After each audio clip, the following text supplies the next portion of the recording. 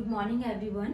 Soil mechanics जियो technical engineering subject हमने start किया था एंड हमने अभी जो एग्जाम को टारगेट किया, जैसा हमारा आरआरबी जेई एग्जाम है, आरआरबी जेई एमपीपीएससी एई जो अभी रिसेंट में हमारा नोटिफिकेशन आने वाला है, एंड एसएससी जेई जो अभी हमारा फरवरी तक कंडक्ट हो जाएगा, यूपीएससी आईईएस। तो इन एग्जाम्स को हम यहाँ पे टारगेट करके चल रहे हैं, जैसे हमारा सब इंजीनियर है। तो इन सब एग्जाम के पॉइंट ऑफ व्यू से देखा जाए तो जियो टेक्निकल इंजीनियरिंग एक ऐसा सब्जेक्ट है जो काफी ज्यादा वेटेज वाला सब्जेक्ट है। दैट मीन्स 10 to 12 मार्क्स का यहाँ पे वेटेज रखता है सॉइल मैकेनिक्स। तो हम यहाँ पे उन्हीं टॉपिक्स के बारे में डिस्कस करेंगे जो हमारे एग्जाम के पॉइंट ऑफ व्यू से बहुत इंपॉर्टेंट है। जैसे कि हमने यहाँ पे कॉम्पैक्शन ऑफ सॉइल स्टार्ट किया था, हमारे यूनिट फर्स्ट जो हमने स्टार्ट किए थे, जिसमें हमने सॉइल के इंट्रोडक्शन के बारे में डिस्कस किया था, टाइप ऑफ सॉइल के बारे में डिस्कस किए थे कि सॉइल कितने टाइप से हो गई थी। तो यूनिट 1 हमारी फाइनली पूरी कंप्लीट हो गई है, जिससे यहाँ पे क्वेश्चंस बनते हैं टाइप ऑफ सॉइल से। नेक्स्ट यूनिट हमने स्टार्ट किए थे किसमें, प्रॉपर्टीज ऑफ सॉइल के बारे में। तो प्रॉपर्टीज ऑफ सॉइल में हमने क्या डिस्कस किए थे, जिसमें हमने फेज डायग्राम के बारे में डिस्कस किया था कि दो टाइप से फेज डायग्राम होते, 2 phase diagram and 3 phase diagram. ठीक है, ये टॉपिक हमारा कंप्लीट हो गया था। देन उसके बाद हमने यहाँ पे प्रॉपर्टीज ऑफ सॉइल में इंडेक्स प्रॉपर्टीज के बारे में डिस्कस किया था। फिर यहाँ पे जैसे वाटर कंटेंट है, उनको डिटरमाइन करने के लिए हम यहाँ पे कौन कौन से मेथड्स का यूज करते हैं। नेक्स्ट हमने यहाँ पे यूनिट वेट या फिर सॉलिड के डेंसिटी को डिटरमाइन करने के लिए मेथड्स के बारे में बात किए थे। देन उसके बाद हमारा particle size distribution curve start हुआ था एंड कंसिस्टेंसी लिमिट। तो सेकंड यूनिट में हमने जो भी पढ़ा था वो बहुत ज्यादा इंपॉर्टेंट यूनिट है सेकंड, मतलब first second and third unit आपका 40-50% सिलेबस आपका यहीं से कंप्लीट हो जाता है।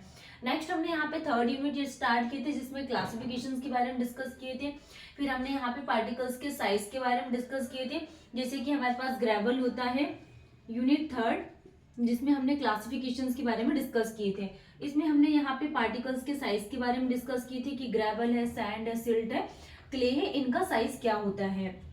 ठीक है, हमारी 3 यूनिट कंप्लीट हो गई थी। देन उसके बाद हमारी यूनिट 4 स्टार्ट हुई थी, जिसका नाम है कॉम्पैक्शन ऑफ सॉइल। तो हमने कॉम्पैक्शन ऑफ सॉइल स्टार्ट किए थे। तो आज का ये जो 4th यूनिट है, ये हम पूरी कंप्लीट कर देंगे कॉम्पैक्शन के बारे में। तो हमने कॉम्पैक्शन कर्व के बारे में डिस्कस की थी, इसके इंट्रोडक्शन भी। लास्ट हमारा टॉपिक बचा हुआ है कुछ मेजरमेंट्स यूनिट्स के बारे में।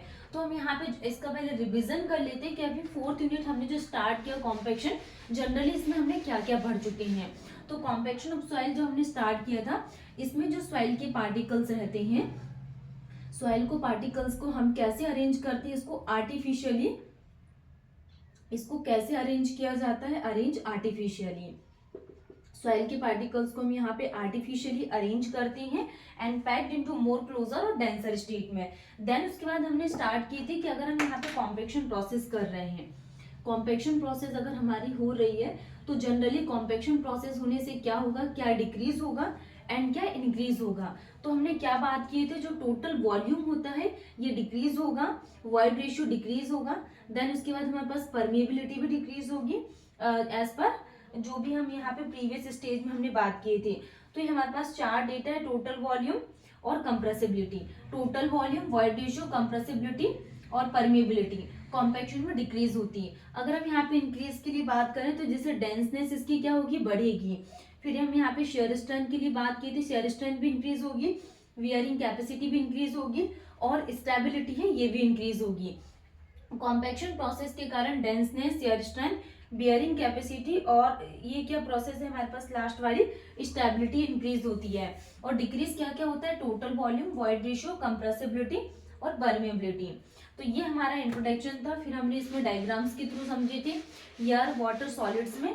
देन हमने उसके बाद इसमें कॉम्पैक्शन और कंसोलिडेशन में डिफरेंस के बारे में डिस्कस किए थे कि जो कॉम्पैक्शन प्रोसेस होती है पार्शियली सैचुरेटेड होती है, पार्शियली सैचुरेटेड सॉइल की कंडीशन होती है, और ये फुल्ली सैचुरेटेड सॉइल कंडीशन होती है। क्या, कंसोलिडेशन। इसमें जो एक्सपल्सन ऑफ पोर एयर अकर कर रहा था और इसमें एक्सपल्सन ऑफ पोर वाटर अकर कर रहा था कंसोलिडेशन में। ठीक है, फिर हमने यहाँ पे कुछ लैब टेस्ट के बारे में डिस्कस किए थे कि कॉम्पैक्शन के लिए कौन कौन से लैब टेस्ट होते हैं। जैसे हमने यहाँ पे लैब टेस्ट में क्या डिस्कस किए थे कि वॉल्यूम ऑफ मोल्ड कितना लिया जाता है, नंबर ऑफ लेयर्स कितनी लेते हैं, नंबर ऑफ वॉल्यूम्स कितने कितने लिए जाते हैं। ठीक है। फिर हमारा मोर इम्पोर्टेंट जो टॉपिक स्टार्ट हुआ था जिसमें हमने कॉम्पेक्शन कर्व के बारे में डिस्कस किए थे। तो हमने यहाँ पे कॉम्पेक्शन कर्व का भी प्रीवियस लेक्चर में पूरा डिटेल्स में डिस्कशन किए थे कि कॉम्पेक्शन कर्व क्या होता है। फर्स्ट हमारा वर्टिकल एक्सिस, नेक्स्ट हमारी हॉरिजॉन्टल एक्सिस। तो वर्टिकल एक्सिस में क्या आ जाएगा यहाँ पे dry unit weight and horizontal unit में हमारे क्या आ जाएगा वाटर कंटेंट। फिर हमने यहाँ पे ये कर्व ग्राफ को ड्रॉ किया जिसमें से हमारे पास एक प्रैक्टिकल लाइन है और एक थ्योरेटिकल लाइन है। तो थ्योरेटिकल को हमने क्या बोले थे 100% सैचुरेशन लाइन, 100% सैचुरेशन लाइन, और इसी को ही क्या बोला जाता है 0% ईयर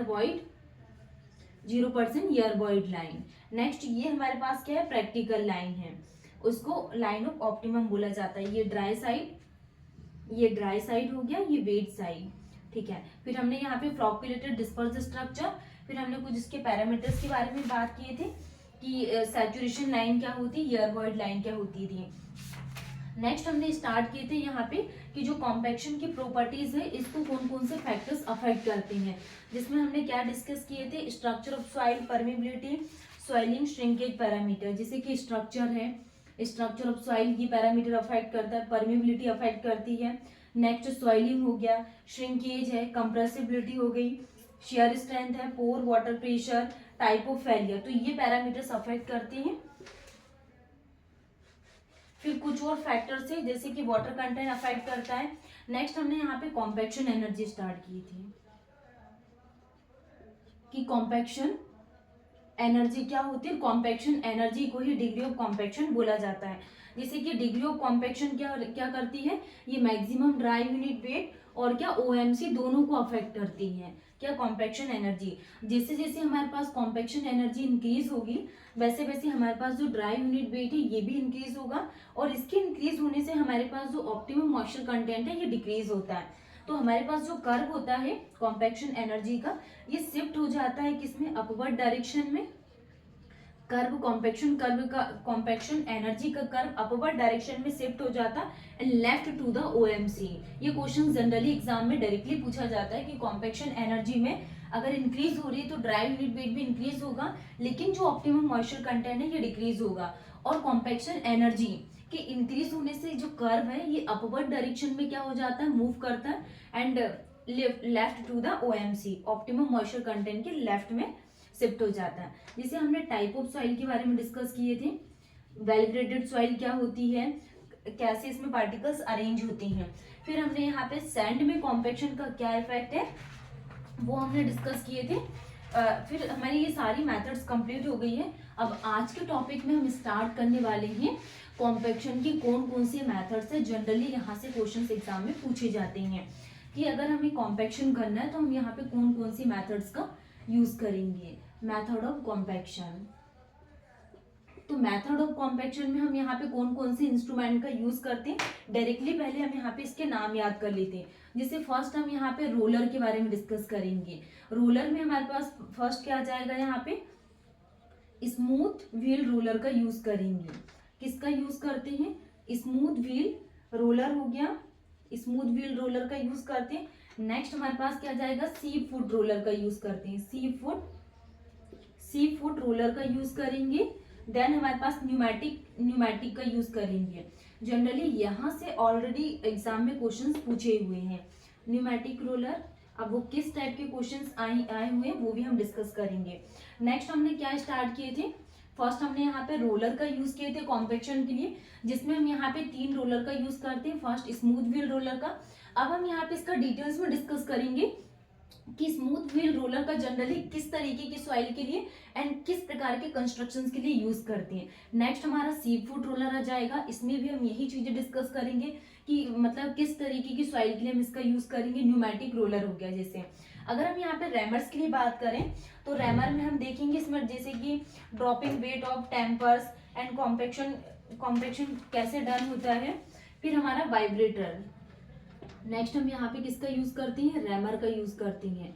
फ्रॉग हैमर का भी यूज करती हैं एंड हमारा वाइब्रेटर्स आ जाएगा। वाइब्रेटर्स, तो वाइब्रेटर्स में हमारे पास पाइल ड्राइविंग होती है, क्या होती है, पाइल ड्राइविंग का यूज करते हैं। सैंड पाइलिंग का यूज करते हैं, सैंड पाइलिंग, और हमारे पास ब्लास्टिंग मेथड्स का यूज करते हैं। ब्लास्टिंग के बाद हमारे पास वाटर जेटिंग आ जाती है।